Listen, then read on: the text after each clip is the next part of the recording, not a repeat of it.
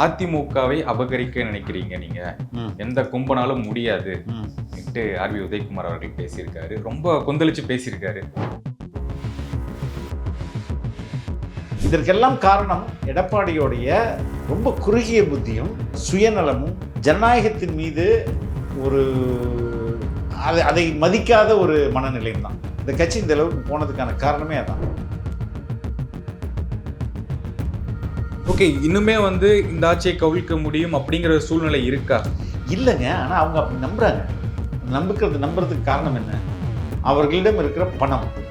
பணத்தால் எல்லாம் பண்ணிட முடியும் அப்படின்னு நினைக்கிறேன். எப்படி பணத்தால் எல்லாத்தையும் பண்ணிட முடியும்? கரூரை பற்றி வெற்றி பெற்ற பிறகு கரூருக்கு போகும்போது தான் கரூரை பற்றி ஓரளவுக்கு கொஞ்சம் பேசினாங்க. இதுக்கு முன்பு அதிகபட்சமாக என்ன சொன்னார்? ஏண்டா என் மக்களை தொட்ட, ஏண்டா இந்த விஜயை தொட்டோன்னு நீங்கள் அனுபவிக்கணும்னு தான் சொன்னாரே ஒழிஞ்சு அதை பார்த்தா எதுவுமே சொல்ல. இப்போ தான் கரூரில் போய் தான் முதலாக அங்கே ஒரு திட்டமிட்ட ஒரு செயல் நடந்திருக்குன்றதை பேசினாங்க. நேற்று பெரம்பூர் ஆஃபீஸ் ஓப்பன் பண்ணி வச்சிருக்காரு. அங்கே ஒரு தூய்மை பணியாளர் கை கொடுக்குறாங்க, இவர் கை கொடுக்கல அப்படிங்கிற விஷயம் பெரிய அளவில் வைரல் ஆகுது. என்னங்க அது தூய்மை, அதனால தூய்மை பணியாளர் அவமதிச்சிட்டார் அப்படிதான் சொல்றாங்க. அப்படிதாங்க சொல்லுவாங்க. அது எப்படிங்க பண்ணுவாங்க? பிறப்போக்கும் எல்லா உயிர்க்கும்ன்றது உண்மையிலேயே அதை நம்புபவர் தமிழக முதல்வர் திரு ஜோசப் விஜய் அவர்கள். He believes it. சும்மா அது நீங்கள் இதுவரையில் அமைந்த தமிழக அரசியல், அதாவது தமிழக அமைச்சரவையில் எத்தனை பேர் பட்டியலினத்தை சேர்ந்தவர்கள் அமைச்சர்கள்? இதுக்கு முன்பு எல்லா அரசுகளையும் சேர்த்து பாருங்க, எத்தனை பேர் இருந்திருப்பாங்க? ஒருத்தர் ரெண்டு. அதுவும் என்னது, ஒருத்தவங்க SC/ST வெல்ஃபேராக இருப்பாங்க, அப்படி இல்லைன்னா வேற ஏதாவது கிட்டத்தட்ட அதுக்கு ஈக்குவலான துறை, ஏதாவது ஒருத்தர் ரெண்டு பேரை கொடுப்பாங்க. இப்போ இதில் எத்தனை பேர் கொடுத்துருக்காங்க? எல்லாமே என்னென்ன போர்ட்ஃபோலியோ கொடுத்துருக்காங்க. அதை விட்டுட்டு அதை பார்க்காம அப்போ ஒரு மனிதருக்கு சாதிய மனநிலை இருந்துச்சுன்னா இதை எப்படி அலோவ் பண்ணுவார்?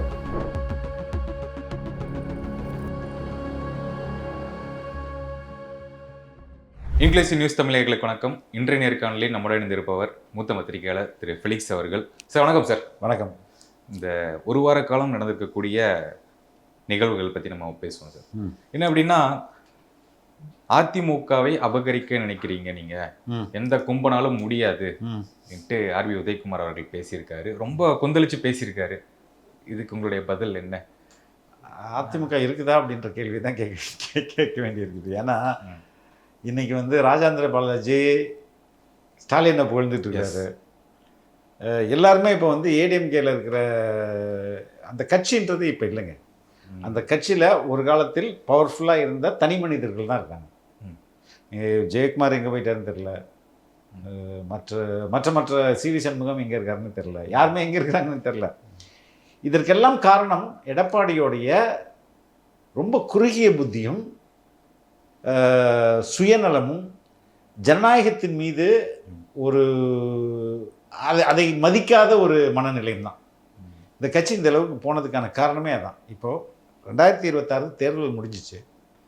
தேர்தல் முடிஞ்சவொடனே தனிப்பெரும்பான்மையாக ஒரு சிங்கிள் லார்ஜஸ்ட் பார்ட்டியாக தாவேக்கா நிற்கிது.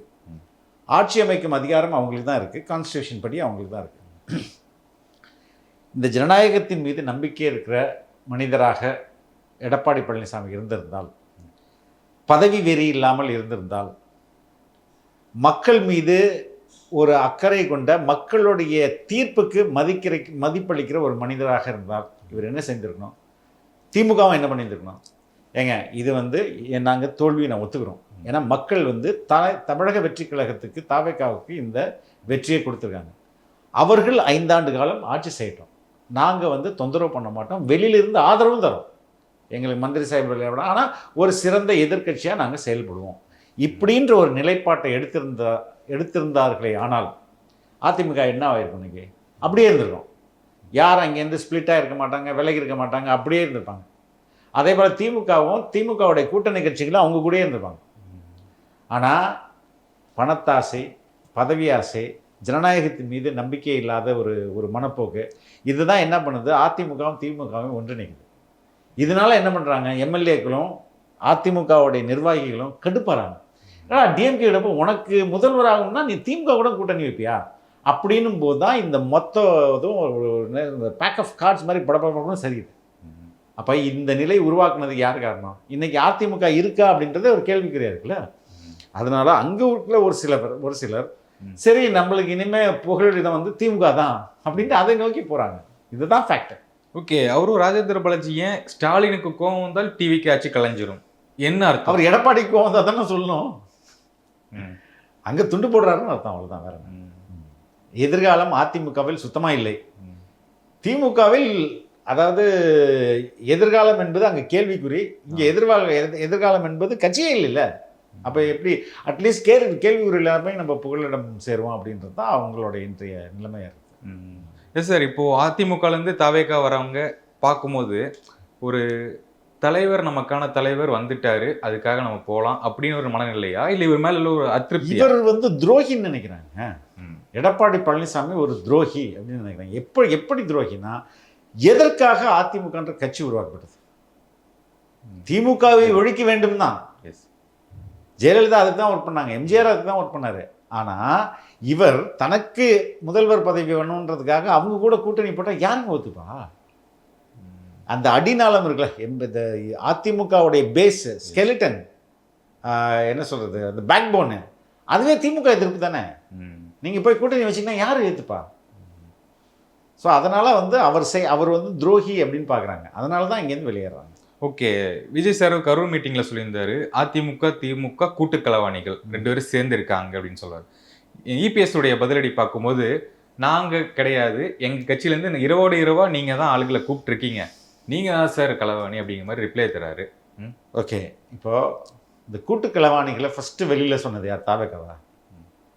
சிபிஎம் பேபி சொல்கிறாரு, ஏங்க ஏடிஎம்கேயும் டிஎம்கேயும் வந்து கூட்டு சேர்ந்து ஆட்சி அமைக்கிறதுக்கு முயற்சிக்கிறாங்க, இது தப்பு, நாங்கள் வந்து அதுக்கு ஒத்துக்க மாட்டாங்க, நான் தாவேக்காவுக்கு ஆதரவு தரோம் பேபி சொல்கிறாரு.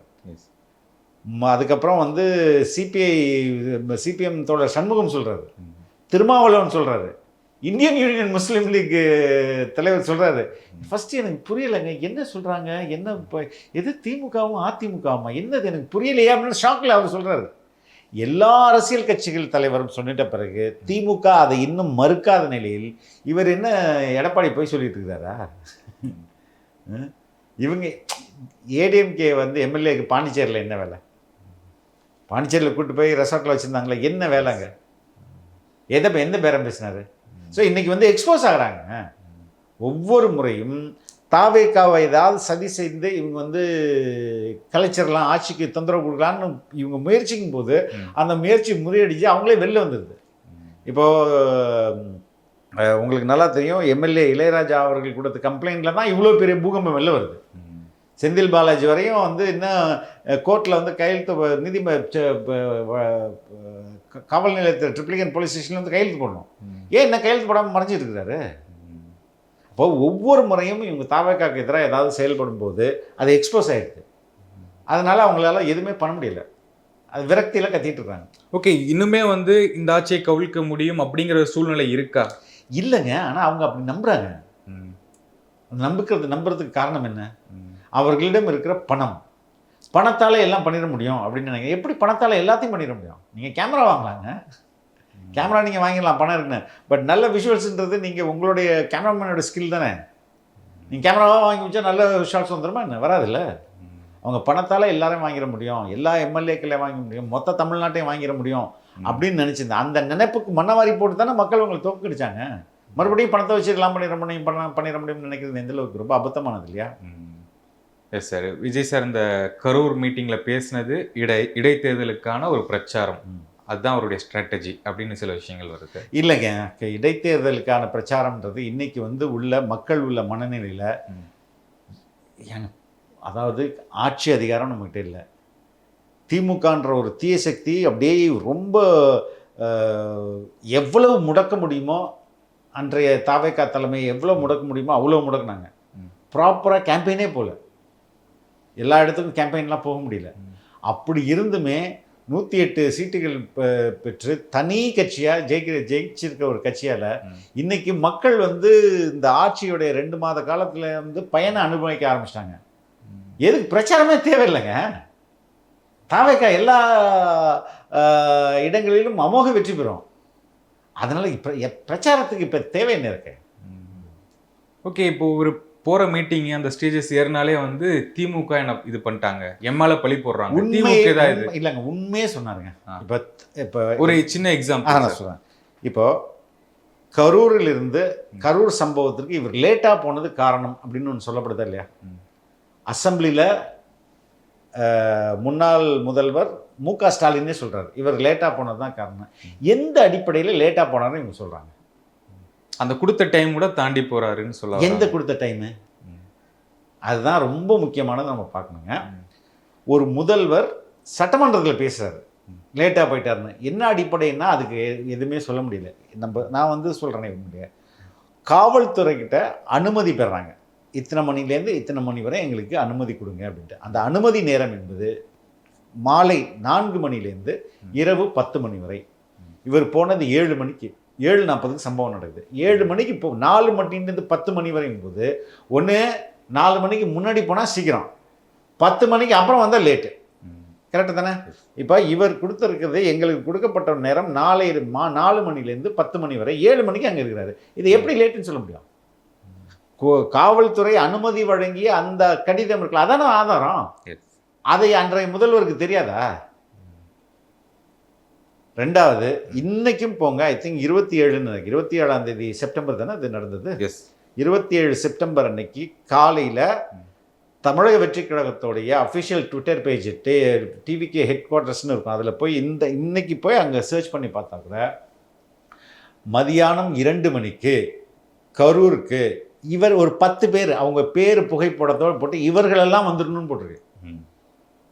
யாரெல்லாம் வந்து ஒரு 10 பேர். அதே மாதிரில அதுக்கு முன்னாடி போன நாமக்கல்லில் காலையில் 7 மணிக்கு நீங்கள்லாம் வந்துருங்கன்னு ஒரு 10 பேர், 2 மணிக்கு நிர்வாகிகள் நீங்கள்லாம் வந்துருங்கன்னு பேர் போட்டு நிர்வாகிகள் படம் போட்டு பேரோட இருக்குது. இதை சமூக வலைதளங்களில் பதிவிட்டனர்னா இதுவா பதிவு ட்விட்டர் பேஜில் இன்னுமே இருக்குது, இந்த 10 பேர் மட்டும் வாங்க அப்படின்ட்டு. இதை எடுத்துகிட்டு போய் முதல்வரே போய் சொன்னார்னா எப்படிங்க? அன்றைய முதல்வர் அசெம்பிளியில் லேட்டாக வந்துட்டார். எங்கே லேட்டாக வந்தார்? உங்களுக்கு அனுமதிக்கப்பட்ட நேரம் ஒன்று இருக்குது, நாங்கள் சீக்கிரம் வருவோன்னு எங்கேயுமே சொல்ல. ஒரு 10 நிர்வாகிகள் சீக்கிரம் வாங்கன்னு சொன்னதை எடுத்துகிட்டு போய் முதல்வர் தலைவரே லேட்டாக சீக்கிரம் வாங்கன்னு சொன்ன மாதிரி இவங்க பொய் பரப்புனாங்கன்னா அப்போ இது என்ன எப்படி படிப்பட முடியும்? கரூர் விஷயத்தில் பல்வேறு மர்மங்கள் இருக்குங்க. இல்லை, அது வந்து ஒரு ஸ்டேஜில் சொல்லி முடிச்சிட்டார்ல சார், பிரச்சாரத்துக்கு போகும்போதே சொல்லி முடிச்சிட்டாரு. ஏற எல்லா ஸ்டேஜ்லையுமே திமுக எம்எல்ஏ இந்த பழி போட்டாங்க, தொடர்ந்து சொல்றாங்கல்ல. இல்லைங்க, இப்போ இதுக்கு முன்னாடி பேசினது இன் டீட்டெயிலா கரூரை பற்றி வெற்றி பெற்ற பிறகு கரூருக்கு போகும்போது தான் கரூரை பற்றி ஓரளவுக்கு கொஞ்சம் பேசினாங்க. இதுக்கு முன்பு அதிகபட்சமாக என்ன சொன்னார்? ஏண்டா என் மக்களை தொட்ட, ஏண்டா இந்த விஜய் தொட்டோன்னு நீங்கள் அனுபவிக்கணும்னு தான் சொன்னாரே ஒழிஞ்சு அதை பார்த்தா எதுவுமே சொல்ல. இப்போ தான் கரூரில் போய் தான் முதலாக அங்கே வந்து ஒரு திட்டமிட்ட ஒரு செயல் நடந்திருக்குன்றதை பேசினார். இப்படி நடந்தால் இது பண்ணுங்க, இப்படி நடந்தால் இது பண்ணுங்க, இப்படி நடந்தால் இது பண்ணுங்க, இந்த இன்ஸ்ட்ரக்ஷன்லாம் உங்களுக்கு யார் கொடுத்ததுன்னு கேட்குறாருல. புரியுதுங்களா? ஸோ இவங்க வந்து ஏதாவது ஒன்று இப்போ ஒரு ஆக்ஷன் எடுக்கலாம்ல. இப்போ காவல்துறை அவரிடம் தானே இருக்கு, இப்போ பார்த்து யாரெல்லாம் பண்ணாங்க சொல்றாருல. எப்படி இப்போ எடுக்க முடியும்? நீதிமன்றத்தில் கேஸ் நடந்துட்டு இருக்குல்ல, அதுக்கப்புறம் நீதிமன்றம் எதுக்கு இருக்கு? நீதிமன்றத்தில் வழக்கு நடக்குது, வழக்கு நேர்மையாக நடக்கும், அதில் எந்த ஆச்சரியமும் இல்லை. வழக்கு நேர்மையாக நடக்கும், சீக்கிரம் என்ன நடந்ததுன்னு வெளியில் வரும், தகவல் வரும். அதுக்குள்ளே இதுக்கு நம்ம அவசரம். யாராக இருந்தாலும் முதலமைச்சரே உங்கள் கைக்கு வந்துட்டாங்க, நீதிமன்றத்தில் வழக்கு நடக்கும்போது அதுக்கு தானே நீங்கள் போகணும். ஓகே, இப்போது நேற்றைக்கு வந்து ஒரு விஷயம் என்னென்னா, லயோலா மணி அவர்களுக்கு ஒரு பதவி கொடுக்குறாங்க, பாடநூல் கழக வாரிய தலைவர். அப்படிங்கும்போது இவருக்கு ஏன் இந்த பதவி, இவர் என்ன பண்ணிட்டாரு அப்படின்னு சில. ஏங்க இதுக்கு முன்னாடி லியோனி என்ன பண்ணிட்டாரு? பட்டிமன்றம் தானே பேசினார். இல்லை இப்போ லயோலா மணிக்கு என்ன குறை? அவர் நல்லா படித்தவர், அவர் வந்து மாணவர் பருவத்திலேருந்தே போராட்டங்கள் பண்ணியிருக்காரு, ஈழ பிரச்சனையை அவ்வளோ கையில் எடுத்திருக்காரு, இந்த கட்சிக்காக அவ்வளோ வந்து உழைச்சிருக்கிறாரு, சமூகத்தை பற்றிய ஒரு மிக தெளிவான சிந்தனை கொண்ட ஒரு மனிதர். என்ன பிரச்சனை உங்களுக்கு அவர் கொடுக்குறதுனால? இவங்களோட வயிற்றறிச்சலை தாண்டி என்னங்க பிரச்சனை? இவங்களுக்கு வயிற்றறியுதுல. இல்லை, இவங்க எப்படி வருவாங்க, இவங்கெல்லாம் வரலாமா? அந்த ஒரு என்ன அப்போ லயோலா மணி இங்கே உள்ள எந்த ஒரு தனி மனிதருக்கும் சற்றளவு ஒரு இம்மியளவு ஒரு நகை கண்ணளவு கூட குறைஞ்ச வரலைங்க. இன்ஃபேக்ட் அவங்களெல்லாம் பல மடங்கு அவர் அதிகமான ஒரு டெடிக்கேட்டட் பர்சனாக தான் இருக்கிறாரு. என்ன பிரச்சனை இவங்களுக்கு? லயோலா மணி வந்துடக்கூடாது, அதானே அதானே எங்களுக்கு பிரச்சனை. வேலை பண்ணிட்டு என்ன பிரச்சனை இருக்கு? இஸ் டேலண்டடுங்க. அதை இவங்க என்ன பண்ணாலும் ஏதாவது ஒன்று சொல்லிகிட்டே இருப்பாங்க. புரியுதுங்களா? இப்போ தினேஷ்னு ஒருத்தர் வந்து சிஎம்மோட பிஏவாக இருந்தார். அவர் என்ன குவாலிஃபிகேஷன் இருந்து சிஎம்க்கு பிஏவாக இருந்தார்? முன்னாள் சிஎம், சாரி, எஸ். என்ன குவாலிஃபிகேஷனில் ஒரு பிஏவாக இருந்தார்? அப்போ எவனும் பேசல இதை பற்றி. புரியுதுங்களா? அதனால இவங்க ஏதாவது ஒன்று உளறிட்டே இருப்பாங்க. எஸ் சார், இப்போ இருக்கக்கூடிய பர்சனல் செக்ரட்டரியேட் ஜெகதீஷ் அவர்களுக்கும் அந்த ஒரு விஷயம் வந்துச்சு. இல்லைங்க, இப்போ எனக்கு யார் வந்து உதவியாளராக இருக்கணும்னு நீங்கள் எப்படிங்க முடிவு பண்ண முடியும்? நான் தானே முடிவு பண்ண முடியும். எனக்கு இவர் தான்ப்பா செக்ரட்டரி, இவர் தான்ப்பா செக்ரட்டரி. நான் அது வந்து முதல்வருக்கான தனிப்பட்ட உரிமை தானே. முதல்வர் எனக்கு இப்போ நான் இருக்கேன், என் ஆஃபீஸில் எனக்கு அசிஸ்டண்ட்டாக யார் வேணாலும் நான் வச்சுக்கலாம்ல, எனக்கு செக்ரட்டரி யார் வேணாலும் நான் வச்சுக்கலாம். நீங்கள் எப்படி சொல்ல முடியும்? புரியுதுங்களா? இது அதை தான் இவங்க எது, அதாவது திமுக நல்லா பார்த்தீங்கன்னா முக்கியமான பெரிய பிரச்சனைகள் இருக்குல்ல, அதை பற்றி வாயை திறக்க மாட்டாங்க. ஏன்னா வாயை திறந்தா அதில் அந்த அந்த பிரச்சனையோட மூலம் அவங்களா போய் நிற்கும். இன்றைக்கி வந்து காவிரி இஷ்யூவா கடைசியாக போனால் அவங்கள்ட்ட தான் பிரச்சனையாக இருக்கும். ஊழலா அங்கே போனால் கடைசியாக அங்கே தான் நிற்கும். இங்கே வந்து வறுமையா கடைசியாக போனால் அங்கே தான் நிற்கும். அதனால் பெரிய பிரச்சனைகள்லாம் விட்டுட்டு இந்த சின்ன சின்ன பிரச்சனைகளான ஏன் வந்து தமிழ் தாய் வாழ்த்து, ஏன் 2 வாட்டி தேசிய கீதம், ஏன் வந்து பச்சை சட்டை போட்டார், ஏன் மஞ்சள் சட்டை போட்டார், ஏன் கோட்டு போட்டார், அது மாதிரி எதெல்லாம் இந்த சமூகத்துக்கு மிகப்பெரிய ஒரு ஒரு பிரச்சனை இல்லாத விஷயங்களோ அதை பற்றி தான் பேசுறது. ஆக்சுவல் ப்ராப்ளம் தான் இவங்க பேசவே மாட்டாங்க. ஓகே சார், நேற்று பெரம்பூர் ஆஃபீஸ் வந்து ஓப்பன் பண்ணி வச்சிருக்காரு.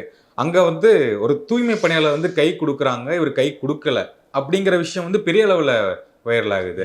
என்னங்க அது தூய்மை, அதனால தூய்மை பணியாளர் அவமதிச்சிட்டாருன்னு அர்த்தமா? அப்படிதான் சொல்றாங்க. அப்படிதாங்க சொல்லுவாங்க. அது எப்படிங்க பண்ணுவாங்க?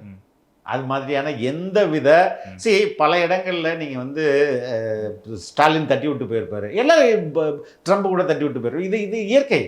இதை ஒரு ஷாட்டை எடுத்து வச்சுட்டு ஊதுறாங்கல்ல, இவங்க எவ்வளவு கேவலமான ஆட்கள். புரியுதுங்களா? எந்த, அதாவது பிறப்போக்கும் எல்லா உயிர்க்கும்ன்றது உண்மையிலேயே அதை நம்புபவர் தமிழக முதல்வர் திரு ஜோசப் விஜய் அவர்கள். He believes in that. சும்மா அது வந்து நீங்கள் இதுவரையில் அமைந்த தமிழக அரசியல், அதாவது தமிழக அமைச்சரவையில் எத்தனை பேர் வந்து பட்டியலினத்தை சேர்ந்தவர்கள் அமைச்சரவர்களாக இருக்காங்க? இதுக்கு முன்பு எல்லா அரசுகளையும் சேர்த்து பாருங்கள், எத்தனை பேர் இருந்திருப்பாங்க? ஒருத்தர் 2. அதுவும் என்னது, ஒருத்தங்க வந்து SC/ST வெல்ஃபேராக இருப்பாங்க, அப்படி இல்லைன்னா வேறு ஏதாவது கிட்டத்தட்ட அதுக்கு ஈக்குவலான துறை, ஏதாவது ஒருத்தர் 2 பேரை கொடுப்பாங்க. இப்போ இதில் எத்தனை பேர் கொடுத்துருக்காங்க? எல்லாமே என்னென்ன போர்ட்ஃபோலியோ கொடுத்துருக்காங்க. அதை விட்டுட்டு அதை பார்க்காம, அப்போ ஒரு மனிதருக்கு சாதிய மனநிலை இருந்துச்சுன்னா இதை எப்படி அலோவ் பண்ணுவார்? பொது தொகுதியில் 2 பேரை நிறுத்தினாங்க. எந்த கட்சியாவது இதுவரையும் பொது தொகுதியில் நான் தலித்தை நிறுத்திருக்கிறேன்? 2 வேட்பாளர்கள் நிறுத்தப்பட்டாங்க. அதனால இவங்க நினைக்கிற, இவங்க ஒரு கண்ணாடி போட்டு பார்க்குறாங்களேங்க, அந்த கண்ணாடி ரொம்ப பழசு. அதெல்லாம் நாங்கள் போடுறது இல்லை, நாங்கள் போடுறது வேற கண்ணாடி. அது அவங்களுக்கு புரிய மாட்டேங்குது. Okay sir, thanks for the interview sir. Thank you, thanks for வாட்சிங்.